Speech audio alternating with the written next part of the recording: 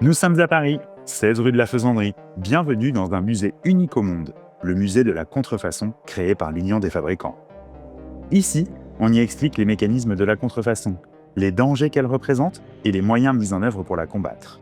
La contrefaçon est un fléau qui concerne tous les consommateurs et touche tous les secteurs d'activité, des articles de luxe aux médicaments, en passant par les pièces détachées automobiles, les produits de consommation courante et même les indications géographiques. Ce phénomène mondial est mal connu et mal compris du grand public, car il repose sur la violation de la propriété intellectuelle. Mais la propriété intellectuelle au juste, c'est quoi ? La propriété intellectuelle, c'est l'ensemble des droits exclusifs qui sont accordés sur les créations intellectuelles. Ça va permettre aux inventeurs, aux entreprises et aux créateurs de contrôler l'utilisation de leurs créations et d'en tirer des bénéfices, ce qui va favoriser la créativité et l'innovation. Le droit de la propriété industrielle va s'appliquer quand on va parler de marques, brevets et dessins et modèles. Les marques permettent d'identifier l'origine commerciale des produits et services qui sont proposés par l'entreprise. Le brevet va permettre de protéger et de valoriser une création, une solution technique qui est développée par l'entreprise. Et le dessin et modèle va venir protéger l'apparence esthétique d'un produit. On va parler en revanche de propriété littéraire artistique et donc de droit d'auteur quand on va parler d'œuvres artistiques, d'œuvres musicales et bien sûr de logiciels. Dans l'imaginaire collectif, les contrefaçons sont des articles qui ne sont pas bien faits. En réalité, comme le prouvent les objets exposés dans ces espaces, les contrefacteurs s'emploient à donner l'illusion et tromper les consommateurs avec des produits bas de gamme, parfois vendus au prix du vrai. Le marché de la seconde main y est particulièrement confronté.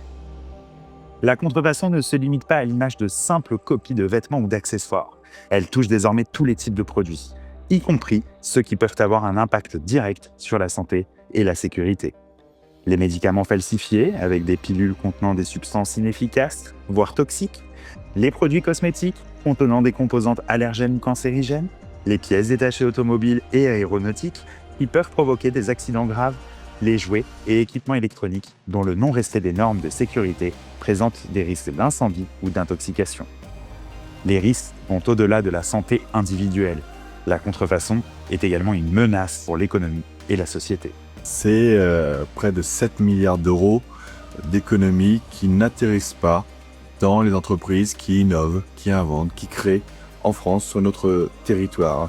Il faut savoir que la contrefaçon est très liée aux réseaux criminels, aux réseaux mafieux, qui sont ceux du terrorisme, qui sont ceux de la drogue, qui sont ceux aussi de l'exploitation des personnes, et que donc cet argent part dans ces réseaux.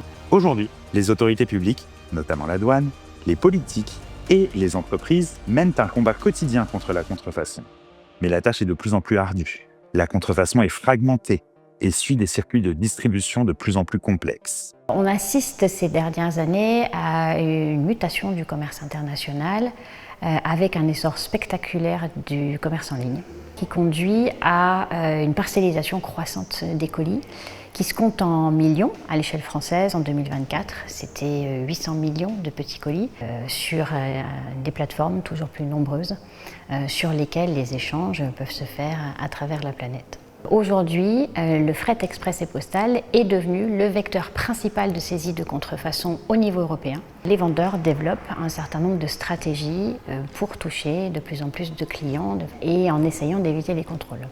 Cela complexifie bien sûr le travail des douaniers, mais nous adaptons nos objectifs, nos méthodes de travail. On observe ces derniers temps une diversification des pays de provenance avec le développement de production de contrefaçon plus locale dans l'Union européenne ou aux portes de l'Union européenne. Ces productions plus locales sont fabriquées à partir de produits qui arrivent de façon non finie, avec des morceaux qui arrivent dans différents endroits de l'Union européenne et qui rejoignent des ateliers d'assemblage où des flacons, des emballages, des étiquettes de produits, des contenants sont assemblés pour fabriquer des produits contrefaisants finis.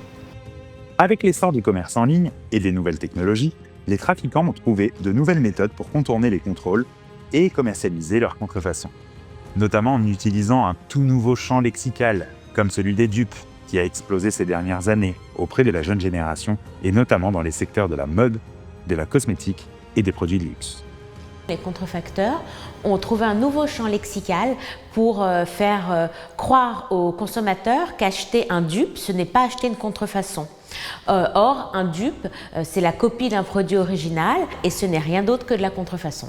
Alors, ce phénomène, il est arrivé par les influenceurs qui ont d'abord proposé des dupes de parfums, puis de cosmétiques, et aujourd'hui, il atteint tous les secteurs d'activité. Il faut savoir qu'acheter un dupe, c'est comme acheter une contrefaçon, c'est illégal et c'est vraiment profiter de la notoriété et des investissements d'une marque pour vendre des produits qui sont bas de gamme, de mauvaise qualité et qui vont nuire à la santé du consommateur.